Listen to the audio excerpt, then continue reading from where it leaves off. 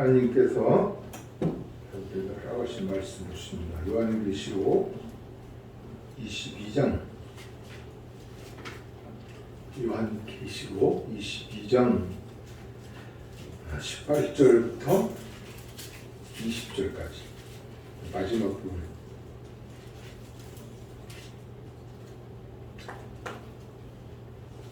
마지막 부분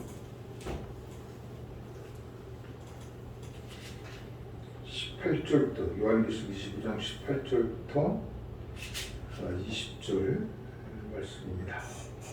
다 같이 함께 한번 읽으십니다.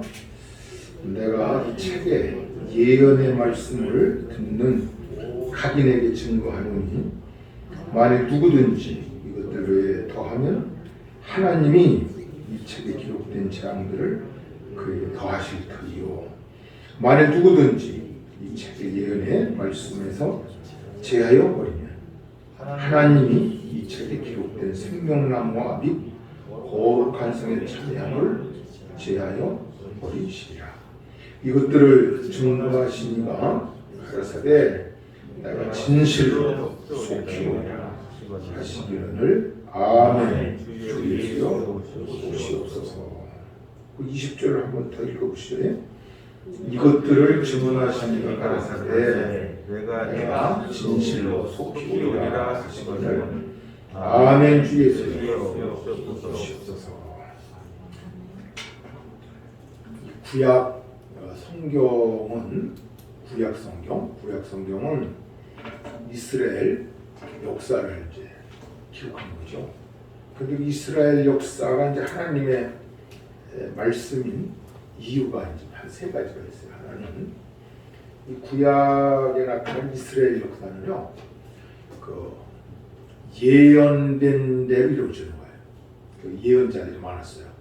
그 예언자들이 하나님의 말씀을 받아서 이 유대인의 그 역사의 운명을 예언합니다. 그러니까 예언대로 선지자들이 400년 전, 500년 전, 1000년 전에 예언하는 것이 이루어지는 거, 성취되는 거예요. 그래서 이 구약 성경은 이스라엘 역사지만 우리가 하나님의 말씀으로 우리가 믿는 이유는 이 지상 역사 안에 나타난 국가 중에서 이렇게 하나님의 어떤 선지자나 예언자를 통해서 예언하는 것이 400년, 500년, 1000년 후에 이루어지는 것은 없었습니다. 이것은 이스라엘 역사라고 하는 것은 사람이 모여서 만들어가는 역사가 아니고 하나님께서 예언하신 대로 하나님의 계획대로 이루어지는 역사구나. 또 두 번째로는 그 이스라엘 역사 속에는요, 거의 다 기적입니다. 그 400년 동안 애국에서 총살에 노예살해했던 그 백성이 어느 한 지도자가 나타나더니 그 구원하는 거예요. 탈출하는 거예요.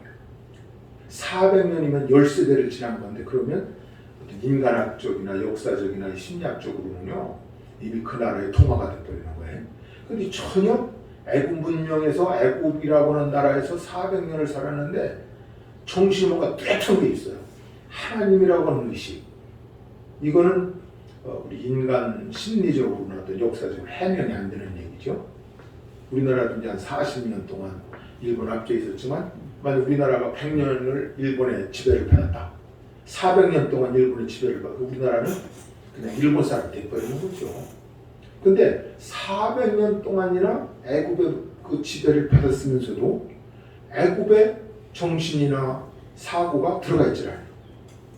하나님을 믿는 이건 기적이죠. 그래서 그럴 뿐만 아니라 그런 400년 동안 억압을 받던 그 민족이 어떻게 노예들이 그 강대국을 그 바로의 강대국과 대항을 해서 또 탈출할 수가 있느냐.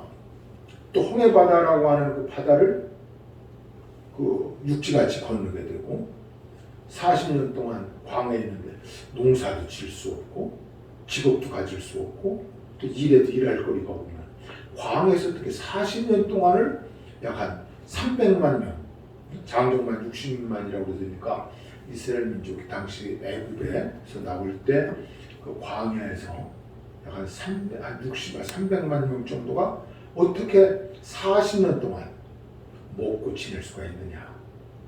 농사 짓는 것도 아니고 어떤 그 생산이 어떤 그 가능성 있는 자리가 아닌데 기적이란 말이죠.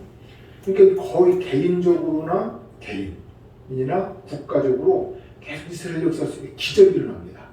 다니엘이 그 사자굴에 들어가서 살아나. 또 사드락 메삭 아벤느고 세 친구가 불 속에 들어가서 타지도 않고 건강한 놈으로 나온다든지. 하여튼 이 이스라엘 역사 안에 그 기적이라고 하는 게 하나님이라고 하는 신, 우주를 지배하고 모든 걸 아시고 모든 걸 가능하신 하나님의 능력과 권능이 아니면 일어날 수 없는 일들, 이런 일들이 이스라엘 역사의 주축을 이루고 있죠. 그 다음에 이제 세 번째로는 참 묘한 나라예요. 우리가 이 구약 역사를 이스라엘 역사인데 그 이스라엘에 일어났던 역사를 하나님의 말씀으로 받아들이면 놀라운 사실이 하나 있어요. 국가가 형성이 되고 민족이 어떤 형성이 되면 제일 목적이 부강한 나라, 평화가 있고 잘 먹고 잘 살고 모든 사람들이 인간으로서의 평등한 대접을 받는 그런 것이 국가의 목적이에요. 그런데 이스라엘 국가의 목적은, 이스라엘 나라가 세워진 목적은 아주 특이합니다. 한 사람을 기다리기 위해서 모여진 국가예요. 한 메시아, 한 사람. 그러니까 어떤 우리를 구원하실 하나님의 약속된 메시아 그 한 분을 기다리기 위해서 형성된 민족이 이스라엘 민족이란 말이에요. 그러니까 이스라엘 민족은 우리 지금 현재 지상에 나타난 다른 국가들이나 민족 공동체와는 달라요. 우리나라 지금 우리나라가 지금 이런 목적이 뭐예요? 국민들이 평화롭게 존중을 받으며 가치를 인정받으며 이렇게 번영되고 또 높은 이런 어떤 문화적 삶이나 경제적 삶을 바라는 게 국가거든요. 국가 목적이거든요. 그런데 이스라엘 나라라고 하는 나라는 그게 목적이 아니에요. 한 사람을 기다리는 거예요. 메시아를 기다리는 거예요. 구원할 메시아를 기다리는 거예요. 이게 이 구약의 이스라엘 국가의 특징이죠. 그런데 정말 그 이스라엘 역사 속에 이제 메시아가 오셨어요. 그분이 예수님이십니다. 예수님이 오셔가지고 이스라엘 민족의 약속하신, 예언하신 그 말씀대로 그대로 행하시는 거예요. 아주 결정적인 게 이제 이사야 53장 6절 같은 이사야 선지가 저는 어린 양처럼 채찍에 맞음으로 고난을 당하고 죽고 하는 이런 아주 구체적인 어떤 그 예언이 700년 후에 이사야만 해도 그 말씀을 기록한 게 700년 전인데 700년 후에 어떤 인물이 어떤 사람이 나타나서 십자가 어린 양처럼 피 흘리며 죽을 거다. 그것이 바로 하나님 우리를 죄에서 그리고 죄값으로 오는 죽음에서 죽음 다음에 받아야 할 심판에서 구원하시는 하나님의 은총적 사건일 것이다. 그런데 그것이 700년 후에 그대로 이루어지는 거예요. 그래서 우리는 이 하나님께서 이스라엘 역사 속에 행하신 역사의 가장 그 초점이 메시아, 우리를 구원하실 메시아를 하나님이 보내실 것이다. 그런데 그 메시아가 왔어요. 그래서 마태복음 1장 보면 처음에 아브라함과 다윗의 세계, 예수 그리스도의 세계라 했잖아요. 그러니까 아브라함부터 출발한 이스라엘 민족 역사 속이 결국은 이스라엘 민족의 하나님이 형성해 주신, 형성해 놓으신 그 국가의 목적은 메시아가 온 거죠. 그래서 마태복음 1장 16절이면 예수라 하는 그리스도가 나시니라. 그 모든 혈통적 역사를 통해서 이 땅에 하나님께서 우리를 구원하실 메시아, 구세주가 오시는 그 통로를, 그 길을 만드신 것이 이스라엘 역사입니다. 예수님이 오셨어요. 그 예수님이 오셔서 이제 누구든지 하나님의 사랑을 믿으면 구원받는 아주 새로운 충격적 그 은혜를 선포합니다. 네가 잘나서, 네가 똑똑해서, 네가 선한 일을 많이 해서 인격적으로 높은 수준을 살기 때문에 하나님 나라에 가는 게 아니라 나를 믿으면, 예수를 믿으면 그 믿음으로 모든 죄를 한 번도 짓지 않은 사람처럼 인정해 줄까. 그리고 너희가 하나님 나라, 아버지께서 약속하신 영원한 킹덤 오브 갓, 하나님의 나라에 들어오는 자격을 주마. 근데 예수님이 직접 오셔가지고 왜 우리를 하나님께서 은혜로 구원하시는지, 어떻게 구원하시는지, 구원하신 다음에 어떻게 하시는 세 가지를 말씀하셔요. 그럼 하나님이 그 예수님을 이 세상에 보내셔가지고 우리 어떻게 구원하시는가? 우리가 지은, 내가 지은 모든 잘못과 허물, 판단받아야 할 모든 하나님 앞에서 이 범죄를 용서하시는 거예요. 너가 받을 형벌을 내가 받으마. 대속이라고 하는 말이 그거죠. 대속. 오늘 우리는 아무 공로도 없이 나를 하나님께서 구원하셨는데 그 구원하시는 방법이 예수님을 보내주셨어요. 근데 예수님이 하나님이 왜 우리를 사랑하시는가? 그 이유는 사랑하기 때문이라는데 뭐 때문에 사랑하냐? 사랑받을 만한 조건과 이유가 있나? 없어요. 그냥 무조건적 사랑을 하시는 거예요. 그러니까 하나님이 나를 사랑하시는 건 조건을 보고 사랑하시는 게 아니에요. 똑똑하고 바르게 살고 정직하고 이래서 사랑하시는 게 아니라 조건이 없어요. 무조건적. 그래서 사랑이라고 하는 것을 설명할 때 두 가지잖아요. 내가 너를 사랑하는 이유는 한 because 뭐 때문에 이유가 있어요. 근데 하나님이 우리를 사랑하시는 것은 이유가 없어요. In spite of 뭐에도 불구하고 죄를 졌음에도 불구하고 어리석음에도 불구하고 거짓됨에도 불구하고 약속을 지키지 않는 거짓된 삶을 살았음에도 불구하고 내가 하나님이 사랑받을 만한 조건과 이유가 딱 0.1%도 우리에게 없어요. 이것을 은혜라고 은혜. 그래서 오늘 우리는 이 구원에 대한 것을 감격하고 감사하는 이유가 여기 있습니다. 내가 하나님의 사랑을 받고 구원을 받는데 그 조건이 단 하나도 0.01%도 안 돼. 들어갈 수가 없어요. 100% 완전히 하나님이 나를 사랑하셨는데 왜 나를 사랑하셨냐? 그 이유는 그냥 사랑하셨다. 예수님이 이제 오셔서 이제 그 사랑의 구체적인 증거가 십자가였어요. 십자가에서 죽으시는 거. 오늘 이 지상에 살다가 세상을 떠난 사람들이 뭐 몇백억 되겠죠. 그런데 또 올라온 거 하나의 아주 강력한 하나님을 계시하고 하나님이 누군가를 보여주는 사건이 하나가 있습니다. 그것이 십자가 사건입니다. 그 십자가는 처참하게 아주 가혹하게 사람이 사람에게 갈 최고의 고통을 지불하는 그 십자가예요. 어떻게 하면 사람을 아주 괴롭고 고통스럽게 아주 크게 달해가지고 아주 그냥 고통 속에서 죽어가게 할까? 그걸 연구하는 것이 십자가예요. 그 처벌을 예수님 받으셨는데 그 이후로 그 십자가라고 하는 게 뭐였나? 이거를 바울 사도라든지 또 주의 종들을 통해서 가르쳐 주신 거죠. 그 십자가의 죽음은 두 가지입니다. 하나는 우리 인간이 하나님 앞에 범죄한 뒤 하나님을 떠난 사람들이 받아야 할 아주 가장 가혹한 형벌이라는 형벌. 내가 받을 형벌을 예수님이 대신 받으셨다. 그래서 그 십자가에서 우리는 두 가지를 보는 거예요. 내가 얼마나 추악하고 불의하고 구원받을 가능성이 없는 사람인가. 십자가에 달려 처참하게 죽을 만큼 그런 가혹한 형벌을 받을 만큼 죄인이라는 거죠. 이 십자가를 내가 처참하게 고통 속에서 죽어가야 할 소망 없는 죄인이었구나. 이걸 보는 거예요. 그 다음에 또 하나는 그 십자가를 통해서 하나님의 사랑을 발견하는 거예요. 하나님께서 자기 아들 독생자 예수님을 십자가에 저렇게 처참하게 갈기갈기 찢겨가는 그 고통 속에서 수치와 모욕을 당하고 죽을 만큼 나를 사랑하셨구나. 이 십자가는 두 가지 계시적 사건이 있어요. 하나는 인간이 얼마나 하나님 앞에 범죄한 존재인가, 불가능한 존재인가, 죄인이라는 사실. 내가 누군가를 보려면요 십자가를 보면 알아요. 십자가에 찢겨 죽을 만큼 불가능한 존재였어요. 그런데 하나님의 사랑을 어디서 또 우리가 발견하는가? 내가 좀 장사했더니 잘됐다. 회사에서 승진이 잘됐다.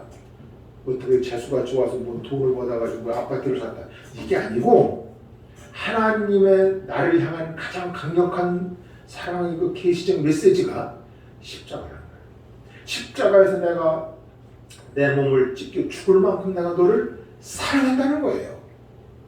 이 사랑에 감동하고 감격해서 반응하는 것을 신앙이라고 합니다. 신앙.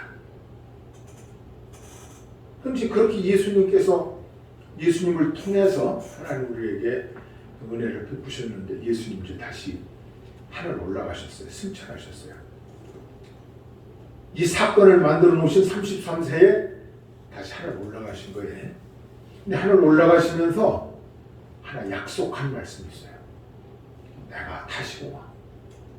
내가 다시, 그래서 가장 구체적인 말씀은 그 사도행전 1장 11절 보면은 예수님이 이제 감람산에서 이제 하늘 올라가시고 올라가신 걸 본 사람들은 한 500여 명이 된다고 해요. 한두 사람이 봤으면 뭐 저거 정신이 돌았나 보다 그러는데 500명이 똑같은 사건을 똑같이 보고 그것을 똑같이 간증할 수 있다고 하는 것은 역사적 사실입니다. 500명이 똑같은 상황을 똑같이 설명할 수 있는 것은 그건 아주 부인할 수 없는 역사적 사실이란 말이에요. 어떻게 예수님이 하늘로 올라가시느냐? 하나님이시니까 그렇게 할 수 있는 거예요. 하나님이시니까. 근데 올라가시면서 약속한 게 있어요. 내가 다시 오마. 내가 다시 오마. 이렇게 이제 그때 그 다시 오시리라고 하는 예수님의 메시지 말씀을 들은 제자들과 성도들이 한 120명 됐었어요. 500명이 들었지만 나머지 380명은 자기가 갖고 120명만 마가 다락방에 들어가서 이제 기도하는데 왜 기도하느냐면 이 세상에서 하나님을 아는 지혜, 예수님을 하나님의 사랑으로 받아들이고 예수님을 내 생명의 구세주로 믿어. 그럼 그 믿음의 역사는 우리 인간의 이 두뇌나 지혜나 지식이나 판단력이나 어떤 지적인 힘으로는 믿어질 수가 없는 거예요. 그래서 하나님께서 이제 우리에게 주신 세 번째 사건이 뭐냐면 성령이십니다. 성령. 예수님이 사복음서에서 우리에게 하나님의 사랑을 보여주셔서 하나님께서 이렇게 사랑한다. 그래서 이제 예수님 그 사랑의 극치가 십자가라고 그랬잖아요. 십자가에서 내가 받아야 할 모든 저주와 죄악을 예수님이 담당하신 거예요. 오늘 누구든지 예수님만 믿으면 죄를 한 번도 짓지 않은 사람처럼 칭하여, 여기 영어로 justification인데 그렇게 인정해 주는 거예요. 하나님이 그렇게 인정해 주시기 때문에 나도 나를 그렇게 인정해 줘야 돼요. 여러분 만약 죄책감으로 뭐 순간적인 건 살 수가 있겠지만 나는 죄인, 나는 자격이 없어, 나는 도저히 불가능해. 이것이 가장 교만한 그 위선죄 또 아주 불의한 죄란 말이죠. 하나님께서 이루어 놓으신 걸 그대로 받아들이는 거예요. 받아들여. 그렇게 하셨구나. 그래서 그 다음에 나타나는 반응이 감사합니다. 감사. 고마우신 분이구나. 감사합니다. 사랑받을 만한 자격이 없는데도 사랑해 주셨고 은혜를 주실 만한 이유가 없는데도 은혜를 주셨고 내 힘으로 능력으로 지혜로는 도저히 불가능한 상황을 하나님의 은혜로 나를 베풀어 주셨구나. 그 은혜에 감격하고 감동하며 즐거워하고 기뻐하며 찬송하며 소망 가지고 사는 것이 그리스도입니다. 근데 그 예수님께서 이제 하늘로 올라가시면서 약속하신 마지막 약속이 천사들을 통해서 말씀하셨죠. 너희가 본 그대로 다시 이 땅에 오시리라. 그 예수님께서도 요한복음 14장 3절에 보면 내가 가서 어디가 하늘에 가서 거기 가서 초소를 예비한 초소, 더 플레이스라고 했어요. 더 플레이스라는 말은 분명한 장소와 우리 말하는 역사적인 조건이 갖춰져 있는 거예요. 추상적인 게 아니고 더 플레이스, 그 장소, 하나님이 만들어 놓으신 그 천국이라고 하는 하늘나라라고 하는 장소를 다 내가 마련해 놓으면 내가 다시 와서 내가 다시 온다. 다시 와서 너희를 영접 받는다고 함께 있게 하리라. 영원한 천국을 약속하시고, 그러니까 우리 예수 믿는 사람들은 이 땅에 태어난 한 지상생에 이 생애가 끝나면 반드시 예수님 오실 때를 만나서 그냥 올라가는 사람도 있겠고, 그 이전에 우리가 이 영혼을 이 세상을 떠나는 죽음이라고 하는 과정을 통해서 그 나라에 갈 수 있죠. 그래서 이 다시 오시는 주님, 그래서 이 땅에 사도행전부터는요, 그 요한계시록까지 예수님이 다시 오신다. 이 소망을 가지고 사는 거예요. 그래서 이것을 마라나타라고 하는데, 오늘 우리가 이 땅에 살면서 교회도 그렇습니다만은 이 종말론적인 말을 예수님이 이 세상에 다시 오신다고 하는 그 소망을 가지고 사는 신앙이 많지 않은 것 같아요.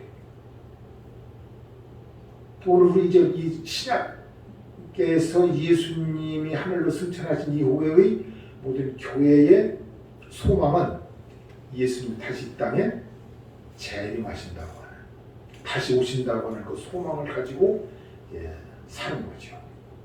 근데 지금 예수님을 아직 모르는 사람, 예수님을 아직 믿지 못하는 사람, 않는 사람, 성경을 하나님의 말씀으로 의존하지 않는 사람, 이런 사람들이요, 세 가지 삶에 지금 이 시대에 흐르고 있는 게 있어요. 하나는 물질주의입니다. 머티리즘이라고 해가지고 모든 목적이 돈 버는 거예요. 돈이 해결을 해줘요. 돈이 그 사람의 위치를 높여줘요. 돈이 그 사람의 행복을 보장해줘요. 이 돈이라고 하는 물질주의는 우리나라뿐만 아니라 세계를 휩쓸고 있는 하나의 새로운 우상이죠. 돈이 하나님이 됐단 말이에요. 한마디로 말하면. 그 다음에 두 번째로는 휴머니즘입니다. 휴머니즘이라고 하는 우리 힘으로 모든 걸 할 수 있다. 그래서 혁명도 일으키고 전쟁도 하고, 저놈을 죽여버리면 내가 승리자가 되고, 저놈을 망하게 하면 내가 이기기도 하고, 내가 노력하면 모든 걸 가능성 있게 내 꿈을 이룰 수도 있고, 인간주의, 인본주의, 사람이 하나님이 된 거죠.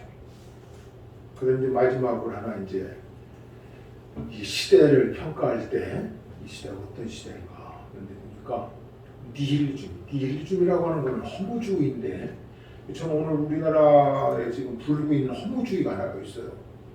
조심스럽게 제가 평가를, 이게 목사니까 시대를 보고 하나님의 말씀을 전하는 한 목사로서 담대하게 이 말을 한번 해보고 싶어요. 지금 우리나라에 불고 있는 이 트롯 열풍이라는 게 불고요.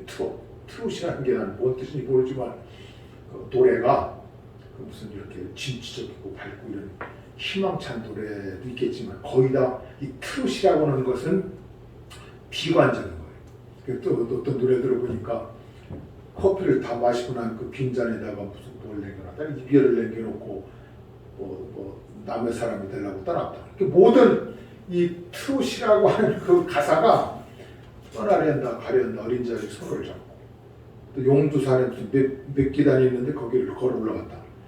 어떤 이 허무주의를 주장하고 있어요. 슬프고 이별하고 허무하고, 인간이 뭐라는 거냐 이게. 그래서 우리나라에 지금 근데 그들은 그러한 젊은이들의 이제 자신들의 꿈과 어떤 희망을 내가 부정하고 비판하는 게 아니라 온 국민들이 이 트롯이라고 하는 이 허무주의 노래, 허무해. 네?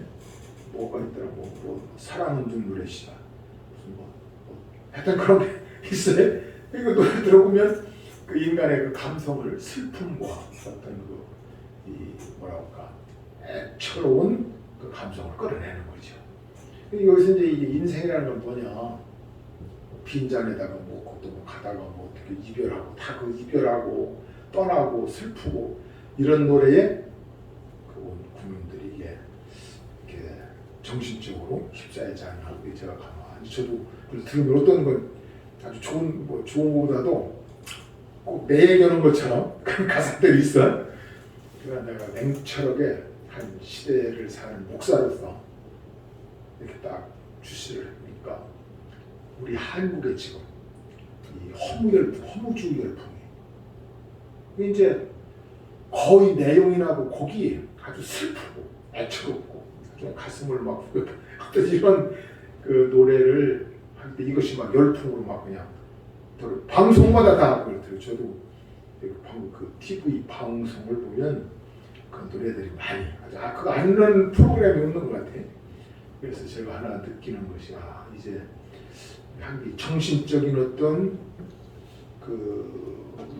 상황이라고 할까, 이것이 좀 이상하게 좀 돌아가겠구나.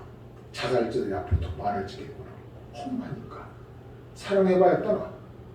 또 무슨 하여튼 슬픈 노래들이 다 그냥 애처롭고 아주 그냥 그런 노래들을 부르면서 그 사고려 들으니까 이게 허무주의에 들어가죠.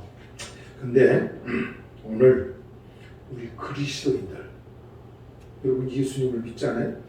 예수님을 하나님의 생명으로 믿고 내가 예수님을 믿음으로만 구원받는다. 하나님 나라 간다. 하나님께 복한다. 하나님께 들어간다고 하는 그 믿음을 가진 사람들은 어떤 신앙을 우리가 가지고 살아야 될까?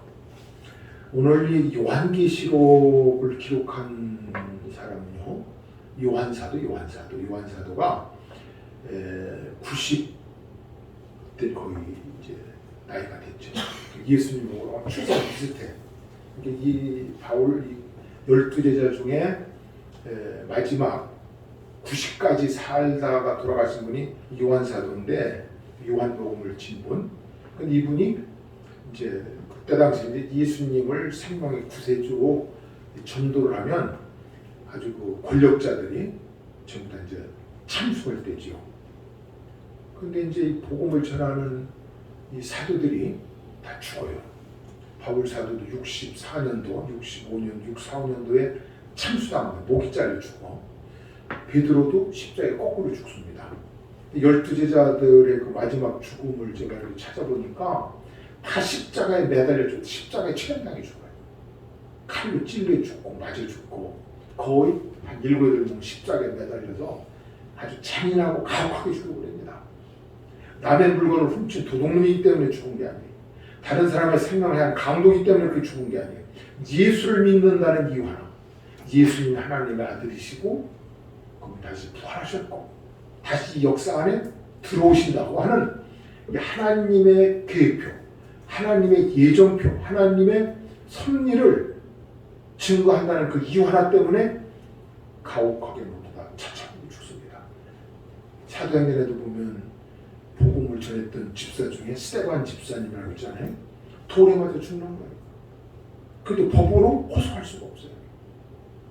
바울도 그렇게 죽었고 베드로도 그렇게, 그 제자들이 다 그렇게 죽어요.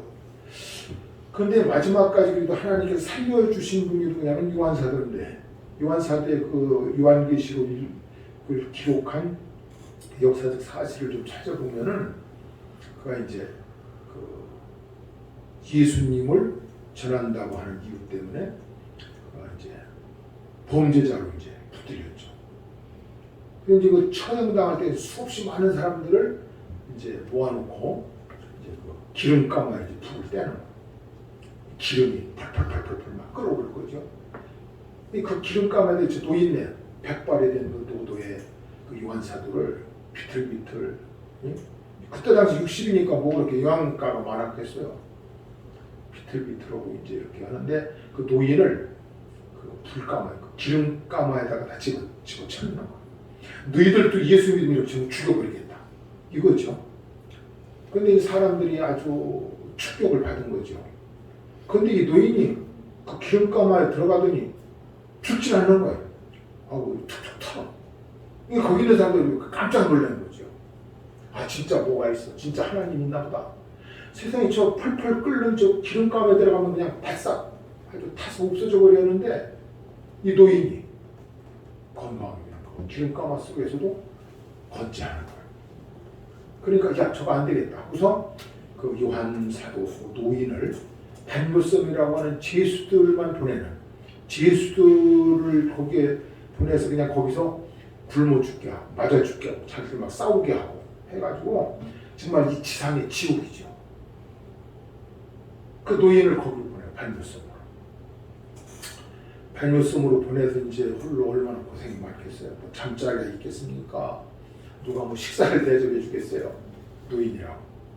귀양 와가지고서 이제 그 역사와 민족의 반역자, 인류의 반역자로 처벌을 해서 이제 그 반모섬이라고 하는 죄수들이 특실거리고 살인자들이 있고 서로 막 쥐고 싸우고 법이 없는 인간이 아주 잔인할 때는 물질적인 잔인한 거예요.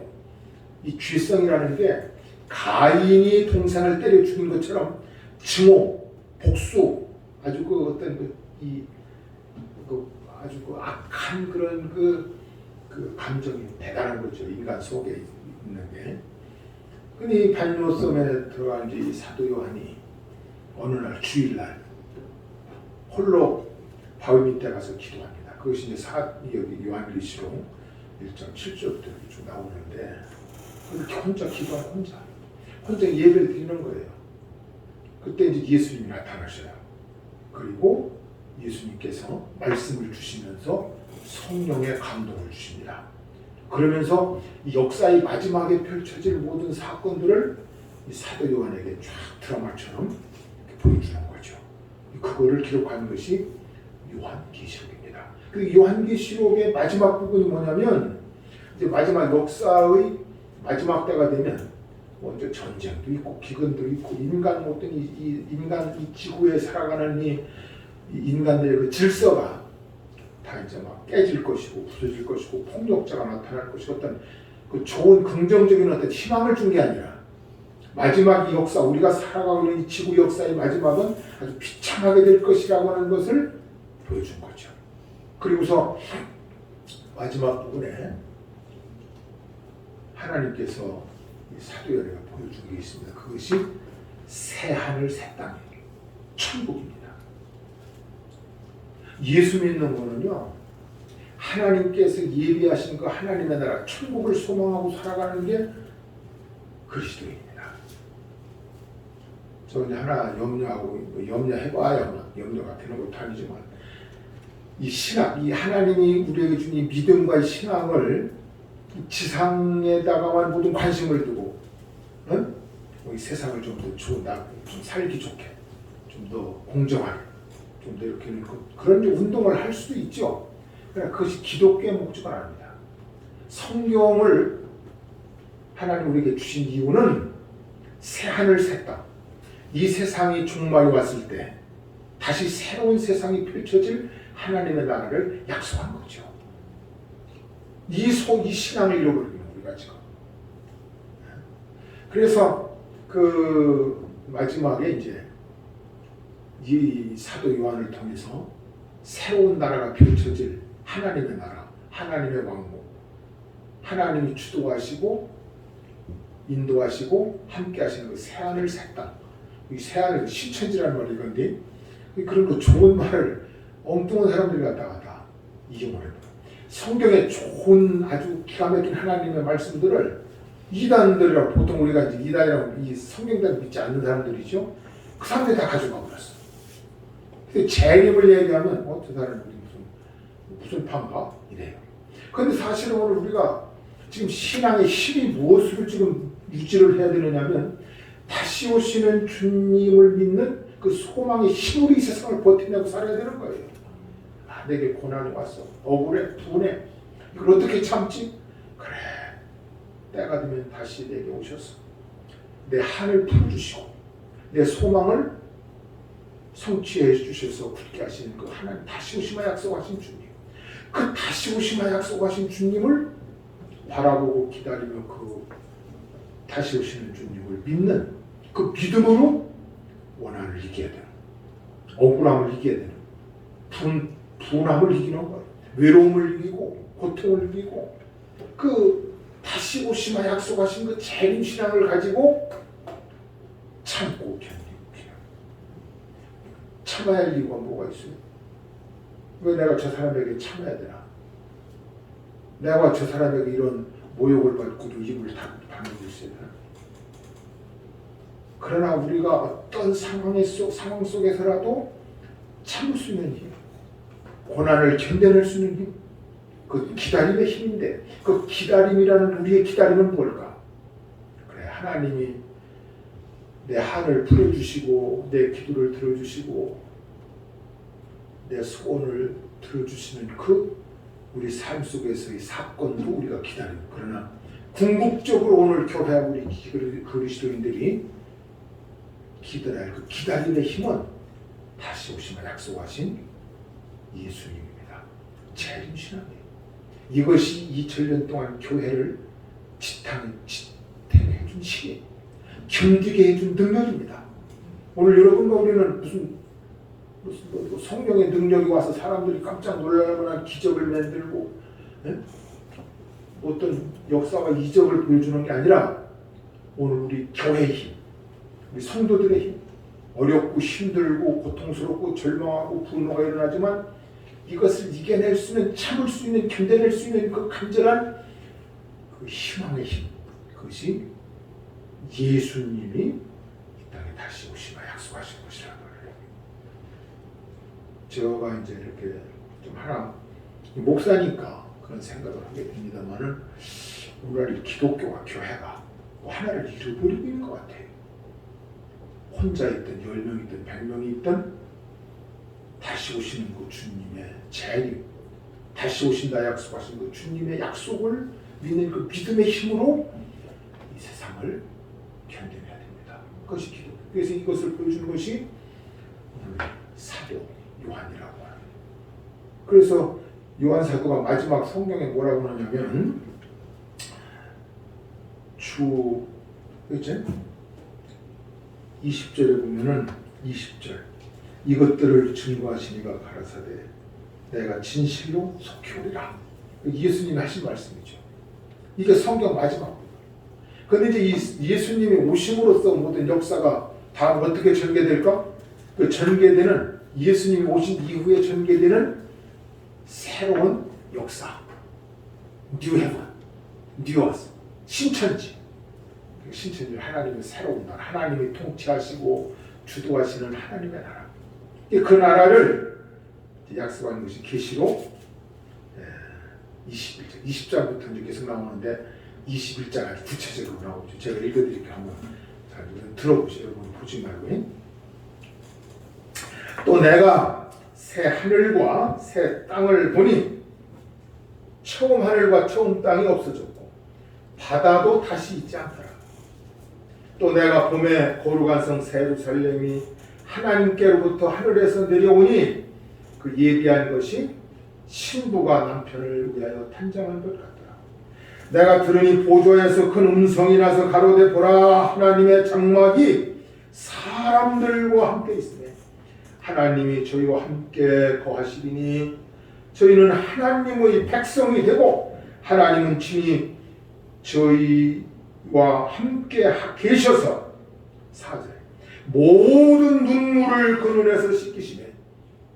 다시 사망이 없고 애통하는 것이나 곡하는 것이나 아픈 것이 다시 있지 아니하리니 처음 것들이 다 지나갔습니다. 예수님 오시는 마지막 순간에 이 세상이 없어지는 게 아니고 하나님께서 새로운 그 다음의 나라, next country, 다음 나라, 그 다음의 나라를 요한 사도에게 하나님께서 보여주신 거예요. 오늘 우리가 믿어야 할 우리의 그 신앙의 강력한 힘이 그래 다시 오시는 주님, 이 세상에 재림하실 그 주님, 그 주님을 바라보고 우리가 그 믿음의 힘으로 살아가는 것이 우리 그리스도 교회의 힘이다. 그런 말씀입니다. 오늘 우리가 지금 복잡하고 어려운 세상을 살아가고 있죠. 어느 때 무슨 병에 걸려 죽을지 몰라. 사고가 언제 어디서 누구에게 터질지 몰라. 어떤 사람을 만나서 삶이 파괴되고 위협을 당할지 몰라. 이런 점점 불안한 세상에 트롯에 위로를 받지 말고 다시 오시기로 약속하신 예수님, 다시 오시기로 약속하시고 그 다시 오셔서 우리를 새로운 하나님의 나라, 눈물도 오고 고통도 오고 죽음도 오고 억울한 것도 오고 분한 것도 오고 상한 것도 오고 괴로운 것도 오고 경쟁도 오고 억압도 오고 불안함도 오고 그 새롭게 펼쳐질 하나님의 나라, 그 나라를 소망하고 살아가는 게 우리 그리스도인. 여러분 어렵고 힘들 때 기도하시면서 한 번쯤은 이렇게 생각, 다시 오시는 주님, 오늘 오실지 내일 오실지 그건 아무도 몰라요. 지금 이 자리에 오신다 할지라도 주님 앞에 서기에 부끄럽지 않아요. 주님 다시 오시는 그 소망의 날을 기다리는 믿음으로 우리가 하루하루 살아가야 될 줄 믿습니다. 기도하십니다.